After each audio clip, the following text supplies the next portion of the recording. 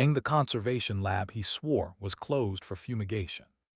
The calendar square arrived at 6:08 p.m., neat as a wall label. Patrons preview, Easton Museum late. 2 minutes later, Julian texted, "Don't wait up. Collections wants me to peek at a humidity alert in conservation after the speeches. Proud of me." Read he spends the heart when the rest of the sentence is asking for diplomatic immunity. I turned the risotto down to the kind of simmer that calls itself maturity and looked across the park at the museum. Dusk pressed its face to the glass. The courtyard had already begun to glow with the rich, obedient light that makes donors feel inevitable. The square on my phone pulsed once and then behaved. I rinsed an already clean spoon because sometimes unnecessary is the only honest verb available.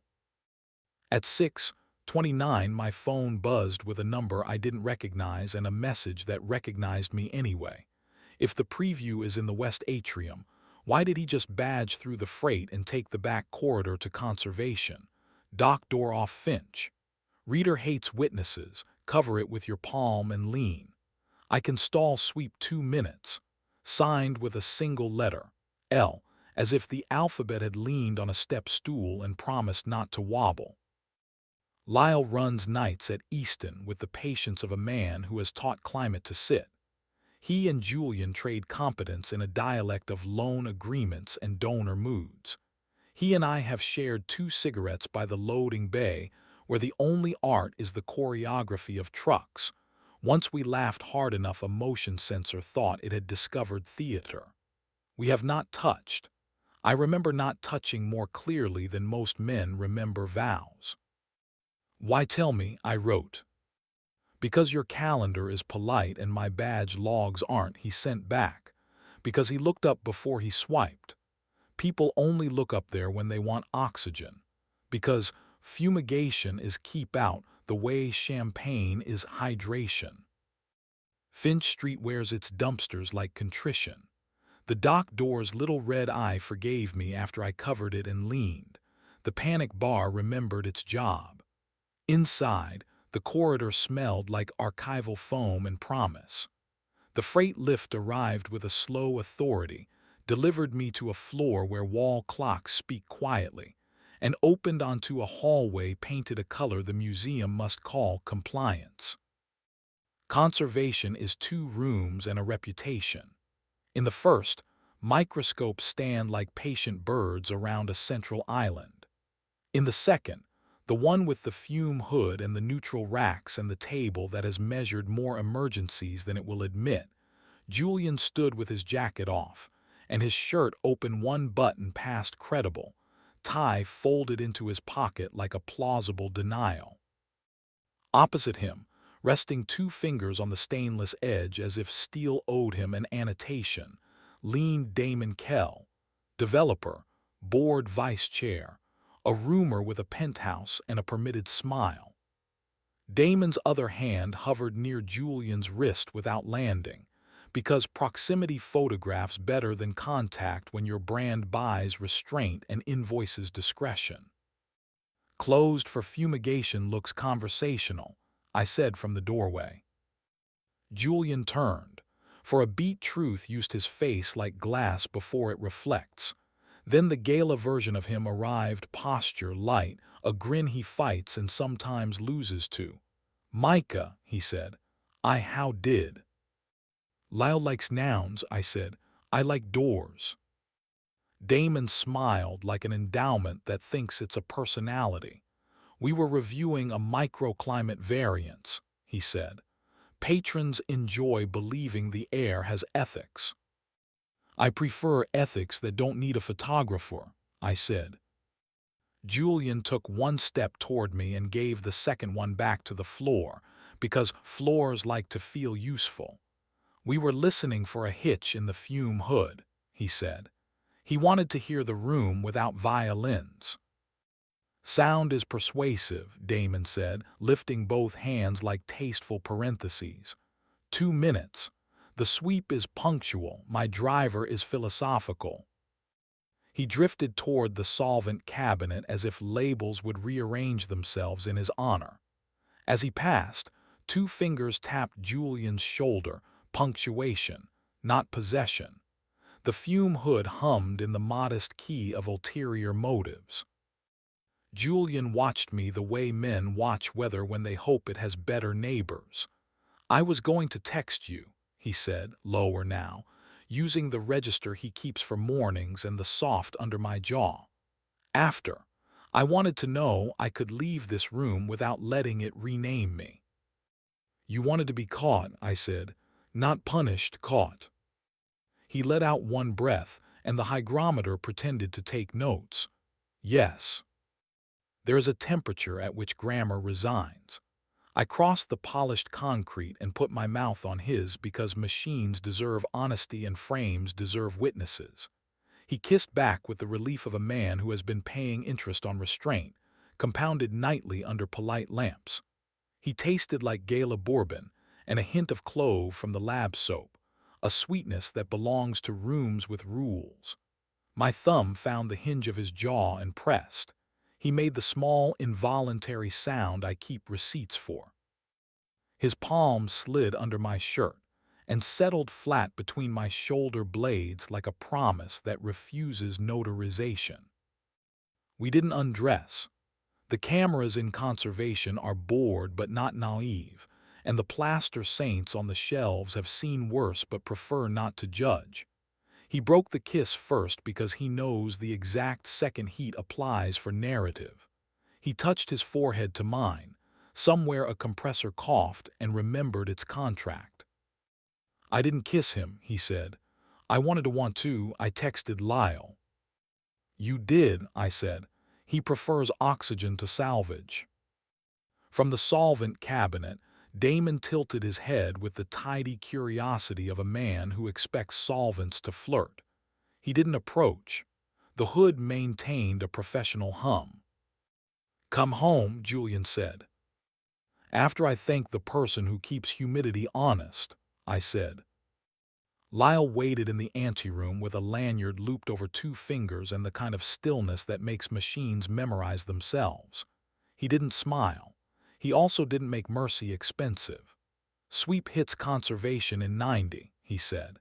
"If you don't want to audition for a flashlight that knows your shoes, follow the crate corridor to collection prep, jog through prints, and exit at the loading ramp. The ramp cam believes every crate is a crate." "You sent the message," I said. "I opened a door," he said. "You two remembered how to walk." Collection prep smelled like clean wood and small heroics. In prints, flat files slept like polite secrets. A handling sign asked for two hands and offered no excuses. The loading ramp surrendered us into the night, the kind that makes monuments defenseless and alleys honest. We chose sidewalks over lobbies because lobbies write captions. At home, the risotto forgave me for confusing patience with character. We ate standing, like mammals who know where the bowls live. He told me Damon had been sculpting a compliment into a proposition for weeks, and he had helped because selection feels like love when usefulness empties your pockets. I told him Lyle had texted because some people choose air over alibi. He didn't ask whether Lyle and I had ever been a worse idea. I didn't say how the cool glow from a data logger turns Lyle's mouth into punctuation that finally understands its job. We didn't fight. There wasn't theater left to sell. Later, in bed, we left a sliver of cool like a reservation and then let it surrender because the night had already billed us for restraint. He kissed me with the steadiness I trust more than policy. I put my mouth where his jaw goes humble and told it a morning. It was heat without spectacle. The building minded its radiators. Across the park, the museum practiced forgetting names and we allowed it. Morning behaved. Coffee made its case. Sunlight drew patient rectangles across the table like wall labels that know better. The calendar square for tonight stayed blank, which in this town is the kink we can afford. Julian tied a tie over a throat I intend to retire with patience and kissed me like the door already knew our names. He left to explain stewardship to a breakfast that confuses glass with grace. At 9:15, a text arrived from a number saved under one letter. No lab cam saw anything but stainless. I looped a hood calibration for 20. Consider it training. I sent, you're very proud of your training. He replied, I'm proud of your exit. No punctuation correct. By noon, a culture site posted Damon in profile beneath a banner that said the future DESERVES a frame, as if the future had ever met fingerprints. I scrolled past. It wasn't our room. At 1:27, Julian texted a photo of our kitchen plant basking in a competent square of sun. Room exists, he wrote. The week pretended to be a catalog racine you could trust. Damon sent a revised pledge with fewer adjectives and more commas. Julian read to the part where the commas began to behave like a harness and set it face down. He pressed his forehead to my temple for a count of 7 and let air go back to work. 2 nights later, the museum hosted behind the vitrine, honest wristbands, real families, kids learning that you can love an object without owning it. We went together, because sometimes the correct grammar is plural. Lyle nodded once from the doorway like an usher who had already chosen a side. Damon shook Julian's hand while a photographer taught varnish to glow. A reporter asked about legacy. Julian pointed to a conservator kneeling to show a girl how to read craquelure without scolding the paint and said, "Legacy is what keeps rooms gentle." And the reporter wrote it down like she'd earned a truth. On the way home, we cut across the sculpture garden where rain rehearses its patience. Julian slid 2 fingers into my back pocket in the way that says not mine but here, and the night did the decent thing and looked away. We scorched the toast and ate it anyway.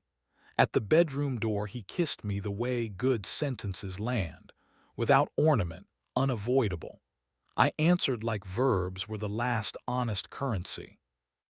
It did not stay tidy. It never does here. An anonymous account posted a grainy still from a corridor cam, 2 silhouettes near a stainless table, one hand too near to be polite. The caption invented entanglement, the comments rented outrage and charged by the breath. I put my phone face down beside the plant and watched the plant win. Julian texted a different image. The lab at noon. Lyle showing a teen volunteer how to humidify a warped board while a graph confessed contentment. Our version works for a living, he wrote. Sunday arrived with rain that had read the manual. Lyle texted, "Lab's quiet. Want a stool where nobody sells you a seat?" We went. He poured us paper cups of coffee that tasted like competence and showed us which sensor lies first, why you never trust a door that apologizes, and the small change in fan pitch that means a filter is about to tell the truth. He didn't flirt with anything, not even the truth. He stood with his hands in his jacket pockets and told us a joke about rich men who think patina is a metaphor. I liked him better for refusing to be necessary when he didn't need to be. Midweek, the foundation staged a press moment to announce paid internships. Julian spoke first, about bolts and volunteers and the joy of maintenance, the only speech that ages correctly. Damon promised to help the city meet its memory on time, a sentence that managed to spend nothing and still collect applause. After, he shook Julian's hand and then looked at me with the careful respect of a man evaluating whether he cannot purchase. "You're both very good at exits," he said. "Practice," I said. He laughed because it was the only honest thing left on his card. A columnist with an adjective habit suggested Julian's access came courtesy of private tour. The piece included a photo of metal that could have been any metal and a paragraph that could have been any rumor. The comments did their choreography. I carried the plant to the sink and let water talk to its roots like a promise we could keep. That night, we turned our phones face down and cooked like people who still believe heat tells the truth.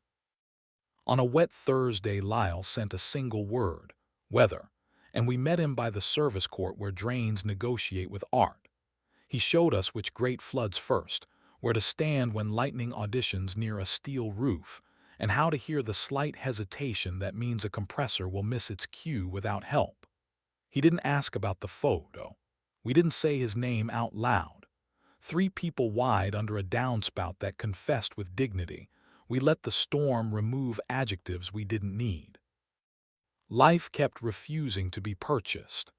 Damon kept sending commas that wanted homes. Julian kept returning them with better ones.